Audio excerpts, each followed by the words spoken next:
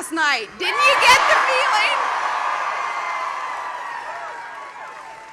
I hope you felt too like you were seeing and hearing from the next President of the United States of America. And maybe you remember just about a year ago when matters abroad looked very bad, and some in Washington declared that his campaign was doomed, that there was just no hope because he refused to hedge his commitment to the security of our country. And they told us that all was lost. There was no hope for this candidate who said he would rather lose an election than see his country lose a war. And the best case point is the surge in Iraq, which Barack Obama opposed because he said it was doomed to fail. But just last night, Senator Obama finally broke and brought himself to admit what all the rest of us have known for quite some time, and that's thanks to the skill and valor of our troops. The surge in Iraq has succeeded.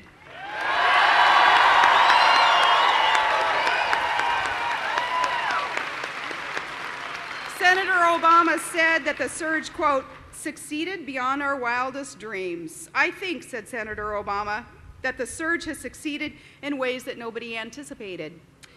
I guess when you turn out to be profoundly wrong on a vital national security issue, maybe it's comforting to pretend that everyone else was wrong too.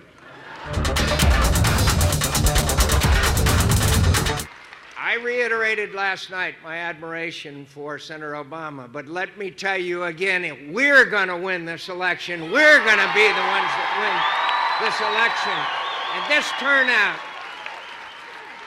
And this turnout in Cedarburg is what our campaign is all about. We're going to go across the small towns of America, and we're going to give them hope, and we're going to give them confidence, and we will bring about change in Washington, D.C., and we will not talk about it, but we'll do something about it.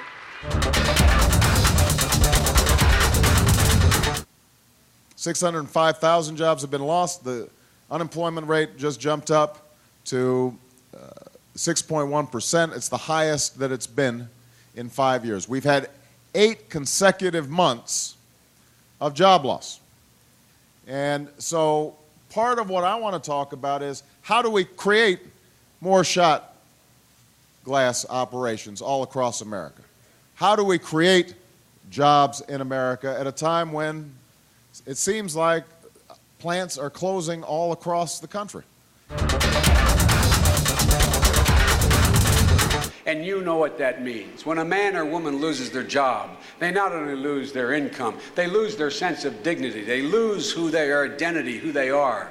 That's how we identify ourselves. That's how we're brought up. That's how in my neighborhood and yours you're identified. You're identified by your willingness to work hard, your willingness to do the right thing, your willingness to show up every day and provide for your family. It's not so much what I heard in the Republican convention when you heard John speak last night, or not so much what I heard when I heard part of what the governor had to say, the vice presidential candidate. It's what I didn't hear.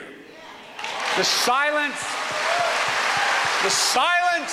of the Republican Party was deafening. It was deafening on jobs, on health care, on environment, on all the things that matter to the people in the neighborhoods I grew up in. Deafening. A little straight talk, these are tough times. Today, the jobs report is another reminder. These are tough times. They're tough times in Wisconsin. They're tough times in Ohio. They're tough times all over America.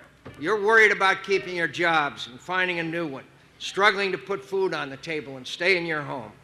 All you ever asked of government is to stand on your side, not in your way, and that's what I intend to do. Stand on your side and fight for your future.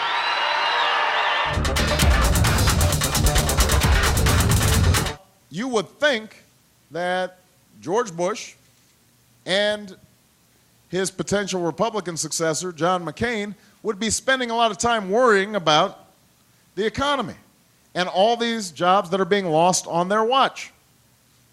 But if you watch the Republican National Convention over the last 3 days, you wouldn't know that we have the highest unemployment rate in 5 years because they didn't say a thing about what is going on with the middle class.